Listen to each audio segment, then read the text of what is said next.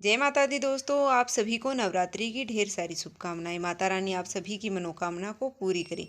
आज की वीडियो में हम जानेंगे कि नवरात्रि में 9 दिनों तक हवन कैसे किया जाता है। नवरात्रि की पूजा में हम रोज़ सुबह सुबह हवन करते हैं, तो किस तरह से हमें हवन करना चाहिए, तो चलिए जानते हैं। तो सबसे पहले हमें हवन करने के लिए मिट्टी का या फिर आपके पास कोई भी पात्र है तो वह आपको लेना होता है। तो मिट्टी का पात्र हम दोबारा से भी यूज कर सकते हैं, उसके ऊपर हमें पॉलिश करके और फिर हम दोबारा से यूज कर सकते हैं। तो इस तरह से गाय के गोबर के उपले के ऊपर मैंने छोटा सा कपूर रख करके अग्नि प्रज्वलित कर ली है। तो हो सके तो आपको गाय के गोबर के उपले से ही हवन करना चाहिए, या फिर आप को कोई भी उपला मिलता है तो उससे भी आप हवन कर सकते हैं। उसके बाद में हम है वो अग्नि प्रज्वलित कर लेंगे। थोड़ा सा कपूर रख करके हमें अग्नि प्रज्वलित करनी होती है, ज़्यादा कपूर हमें नहीं रखना होता है। उसके बाद में हमें 5 आहुतियाँ गणेश जी के नाम की देनी होती हैं घी से।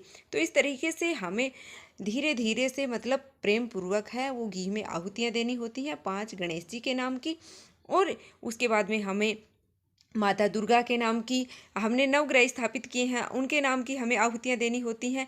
और इस तरह से घी में डुबो करके और लौंग के जोड़े हमें घर के सभी सदस्यों के नाम से है, इस तरह से घी में डुबो करके और सभी सदस्यों के नाम का एक एक जोड़ा लौंग का है वो हमें अग्नि में समर्पित करना चाहिए। उसके बाद में जो भी भोग प्रसाद हमने चढ़ाया है यहाँ पर माता रानी को, सभी का हम थोड़ा थोड़ा सा हिस्सा है वो अग्नि में है वो समर्पित करेंगे, कि क्योंकि जो भी भोग हम अग्नि में समर्पित करते हैं वह सीधा देवी देवताओं को मिलता है।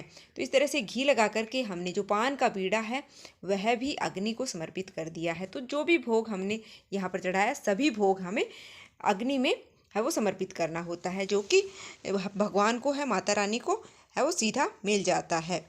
उसके बाद में अगर आपके पास हवन सामग्री है तो वह भी आपको अग्नि में समर्पित करनी चाहिए। लो बाण, गूगल धूप, वह सभी चीज़ें हैं मिलाकर के हवन सामग्री जो बनाई जाती है, या फिर बाज़ार में भी आराम से है हवन सामग्री मिल जाती है, तो उसकी भी हमें आहुतियाँ हैं वो अग्नि में देनी होती हैं। तो इसी तरीके से हमें रोज़ हवन करना होता है। आप घी, लौंग के जोड़े, जो भी मतलब भोग प्रसाद चढ़ाया सभी चीज़ें को आपको अग्नि में समर्पित करना है। तो इसी तरीके से रोज़ सुबह सुबह हमें हवन है वो माता रानी का अवश्य करना चाहिए, या फिर पहले दिन और अष्टमी नवमी के दिन तो आपको ज़रूर से ही हवन करना चाहिए।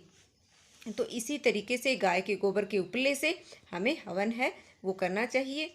और देखिए, आपको जो भी मंत्र आते हैं तो उन मंत्रों का भी उच्चारण आपको करते रहना चाहिए। अगर आपको कोई मंत्र नहीं आता है तो जो भी आप आहुतियाँ दे रहे हैं उस समय आपको स्वाहा जरूर से बोलना है। तो इस तरीके से करना है। अगर पंडित से आप हवन करवाते हैं तो वह पूरी विधि विधान से बहुत सारी चीज़ों के साथ में हवन करते हैं। तो आप घर पर तो इसी तरीके से सिंपल से हवन है वो कर सकते हैं, रोज़ जो हमें पूजा में करना होता है। तो इस तरीके से आप हवन कर सकते हैं। तो यह थी आज की वीडियो, उम्मीद है आपको पसंद आई होगी। और नवरात्रि से जुड़ी हुई सभी वीडियो चैनल पर आ गई हैं, तो अभी तक आपने चैनल को सब्सक्राइब नहीं किया तो चैनल को सब्सक्राइब कर लेना। वीडियो अच्छी लगे तो लाइक कर देना, और कमेंट बॉक्स में जय माता दी अवश्य लिख दीजिएगा। और माता रानी की कृपा आप और आपके परिवार पर सभी पर बनी रहे। धन्यवाद।